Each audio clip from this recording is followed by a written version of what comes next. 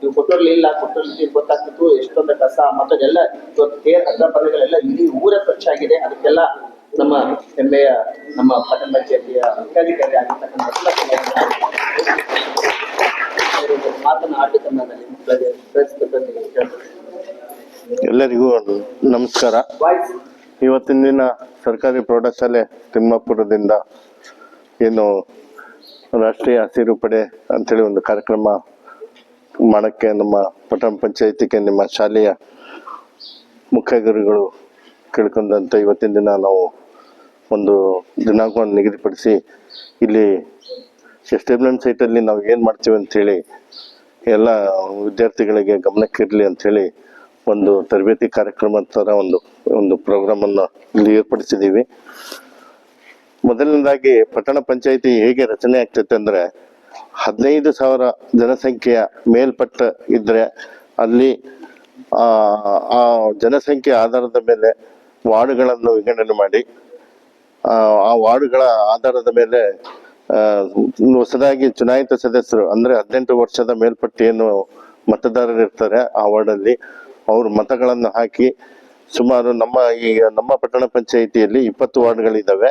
20 ಸದಸ್ಯರನ್ನು ಆಯ್ಕೆ ಮಾಡಿ ಪಟ್ಟಣ ಪಂಚಾಯಿತಿಗೆ ಕಳಿಸ್ಕೊಡ್ತಾರೆ. 20 ಜನ ಸದಸ್ಯರನ್ನು ಆಯ್ಕೆ ಮಾಡಿ ಕಳಿಸ್ಕೊಟ್ಟ ಮೇಲೆ ಅದರಲ್ಲಿ ಸರ್ಕಾರದ ಆದೇಶದಂತೆ ಅಧ್ಯಕ್ಷರು ಮತ್ತೆ ಉಪಾಧ್ಯಕ್ಷರು ಅಂತ ಹೇಳಿ ಅದೊಂದು ಕೆಟಗರಿ ಮೀಸಲಾತಿಯನ್ನು ನಿಗದಿಪಡಿಸ್ತಾರೆ.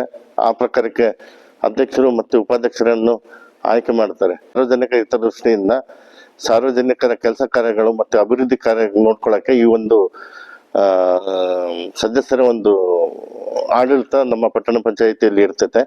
ಮೊದಲನೇದಾಗಿ ನಮ್ಮ ಪಟ್ಟಣ ಪಂಚಾಯಿತಿಯಲ್ಲಿ ಈ ಒಂದು SWM ಸೈಟ್ 2012ರಲ್ಲಿ ಇದನ್ನ ಖರೀದಿ ಮಾಡಲಾಗಿತ್ತು. ಇದು ಅಡವಿ ಪ್ರದೇಶದಲ್ಲಿತ್ತು. ಸುಮಾರು 8 ಎಕರೆ ಜಾಗವನ್ನು ನಮ್ಮ ತಾಲೂಕು ಆಡಳಿತ ವತಿಯಿಂದ ಈ ಜಾಗವನ್ನು ಉಚಿತವಾಗಿ ನಮ್ಮ ಪಟ್ಟಣ ಪಂಚಾಯಿತಿಗೆ ಕೊಟ್ಟಿರ್ತಾರೆ.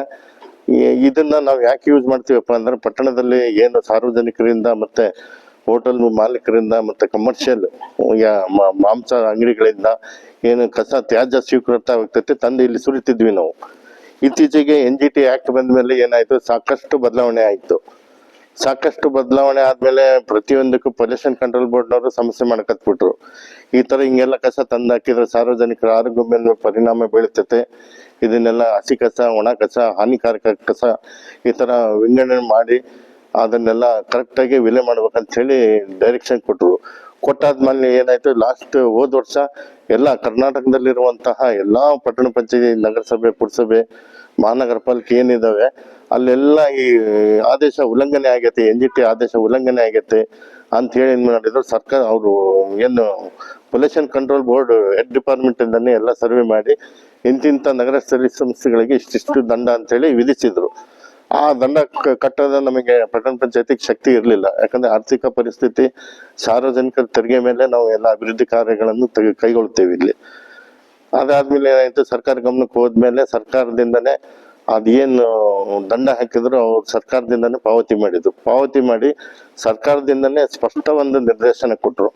ಕಸಗಳನ್ನು ತಗೊಳಕ್ಕಿಂತ ಮೂಲದಲ್ಲೇ, ಅಂದ್ರೆ ಕಸ ಸಂಗ್ರಹಣೆ ಮಾಡ್ತೀವಲ್ಲ ಮನೆಯಿಂದ, ಮೂಲದಲ್ಲೇ ಮನೆಯವರೇ ಕಸವನ್ನು ವಿಂಗಡಿಸ್ಕೊಡ್ಬೇಕು. 3 ಹಂತವಾಗಿ ವಿಂಗಡಣೆ ಮಾಡಿಕೊಡ್ಬೇಕು.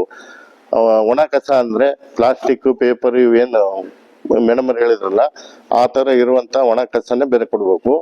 ಆಮೇಲೆ ಹಸಿ ಕಸ ಅಂದ್ರೆ ಅಡಿಗೆ ಮನೆಯಿಂದ ಏನ್ ಬರುತ್ತೆ ಅದು, ಮತ್ತೆ ಹೂವು, ಇವೇನು ಕೊಳೆಯುವಂತ ಪದಾರ್ಥಗಳು, ಇಂಥವೆಲ್ಲ ಹಸಿ ಕಸ ಅಂತ ಹೇಳಿ ನಾವು ಅದನ್ನ ಹಸಿ ಕಸಕ್ಕೆ ಒಂದು ಮಾಡ್ಕೊಂಡು ಬೇರೆ ಬೇರ್ಪಡಿಸ್ಕೊಂಡು ಮೂಲದಲ್ಲೇ ನಾವು ತಂದು ಹಸಿ ಕಸನ್ನ ನಾವು ವಿಂಡ್ರೋ ಪ್ಲಾಟ್ಫಾರ್ಮ್ ಅಂತಿದೆ ಅಲ್ಲಿ ಸುರಿತೀವಿ.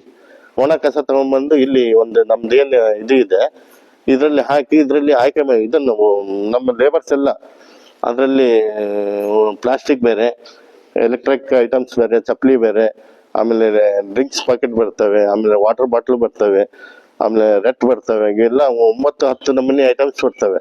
ಇವನ್ನೆಲ್ಲ ಸಪ್ರೇಟ್ ಮಾಡಿ ಬೇರ್ ಮಾಡಿ ಹಿಂದ್ಗಡೆ ಇಟ್ಟಿದ್ದೀವಲ್ಲ ಆ ಥರ ಅಷ್ಟು ಸ್ಟಾಕ್ ಮಾಡ್ತೀವಿ.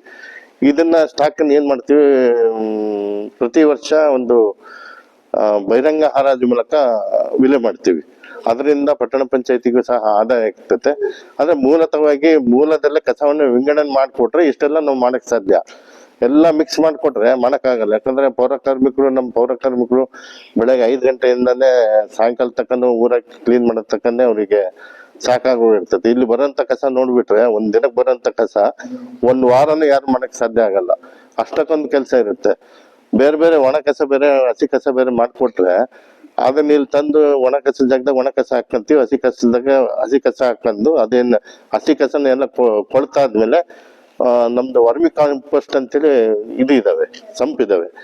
ಅದ್ರಲ್ಲಿ ತಗೊಂಡು ಹಾಕಿ ಅದನ್ನ ನೀರ್ ಬಿಟ್ಟು ಮತ್ತೆ ಅದಕ್ಕೆ ಸಗಣಿ ಹಾಕಿ ಎರೆಹುಳವನ್ನು ಬಿಟ್ಟು ಎರೆಹುಳ ಗೊಬ್ಬರ ಅಂತ ಮಾಡ್ತೀವಿ. ಅದಕ್ಕೆ ಸುಮಾರು 3 ತಿಂಗಳು ಟೈಮ್ ಬೇಕು. ಅದಕ್ಕೆ ಆ ಗೊಬ್ಬರ ತಯಾರಾದ್ಮೇಲೆ ಸ್ಕ್ರೀನಿಂಗ್ ಮಿಷಿನ್ ಇದೆ. ಆ ಸ್ಕ್ರೀನಿಂಗ್ ಮಿಷಿನ್ ಅಲ್ಲಿ ನಾವು ಅದನ್ನೆಲ್ಲ ತಗೊಂಡೋಗಿ ಎಲ್ಲ ಹಾಕ್ತಿವಿ. ಹಾಕಿದ್ಮೇಲೆ ಎಲ್ಲ ಜಲ್ಡಿ ಹಿಡಿದು ಕ್ಲೀನ್ ಆಗಿ ಪೌಡರ್ ಟೈಪ್ ಆಗುತ್ತೆ. ಆ ಪೌಡರ್ ಟೈಪ್ ಆಗುತ್ತಲ್ಲ, ಅದು ಒಳ್ಳೆ ಗುಡ್ ಗೊಬ್ಬರ. ಅದು ಬಹಳ ಅದ್ರ ಬಗ್ಗೆ ಜನ ಅಭಿಪ್ರಾಯ ಒಳ್ಳೆ ಚೆನ್ನಾಗಿದೆ.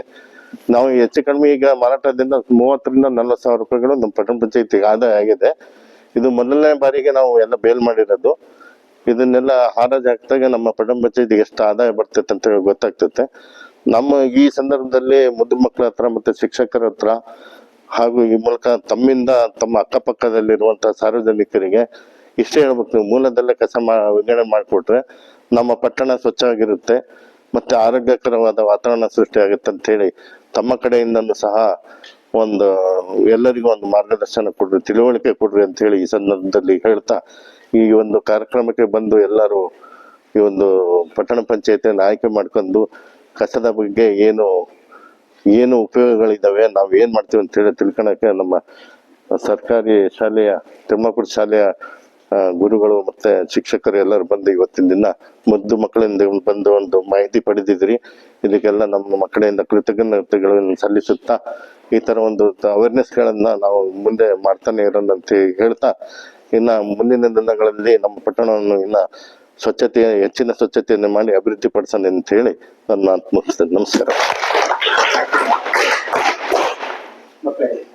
ಮೂಲಕ ಈ ನಾವು ಮೂಲದಲ್ಲಿ ಕಸ ಮತ್ತು ಒಣ ಕಸ ಬೇರ್ಪಡಿಸಿದ್ರೆ ಇಲ್ಲಿ ಆಗ್ತಕ್ಕಂಥ ಶ್ರಮವನ್ನು ತಪ್ಪಿಸಬಹುದು. ಮತ್ತೆ ಇದರಿಂದ ನೋಡಿ ಇಷ್ಟು ಕಸ ನಮ್ಮ ಕೊಟ್ಟೂರು ಕಸ ಏನಾದ್ರೂ ಕಸ ಕೊಟ್ಟೂರಲ್ಲಿ ಇಟ್ಟಿದ್ರೆ ಒಂದು ಪಕ್ಷ ನಮ್ಮ ಪೌರ ಕಾರ್ಮಿಕ ಯಾವುದನ್ನು ಇಕ್ಕದೇ ಇಟ್ಟಿದ್ರೆ ಏನಾಗ್ತಿತ್ತು, ಸೊಳ್ಳೆಗಳ ಹೇಳಿದಾಗ ಸೊಳ್ಳೆಗಳು ದಿನ ಆಗ್ತಿತ್ತು.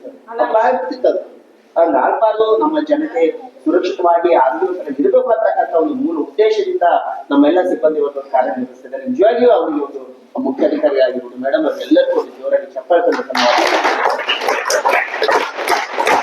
ಭೇಟಿ ನಿಜವಾಗಿಯೂ ಸಾರ್ಥಕ ಆಗ್ತಾ ಇದೆ ಅಂತಕ್ಕಂಥ ನಮ್ಮ ಒಂದು ಅನಿಸಿಕೆ ಆಗಿದೆ.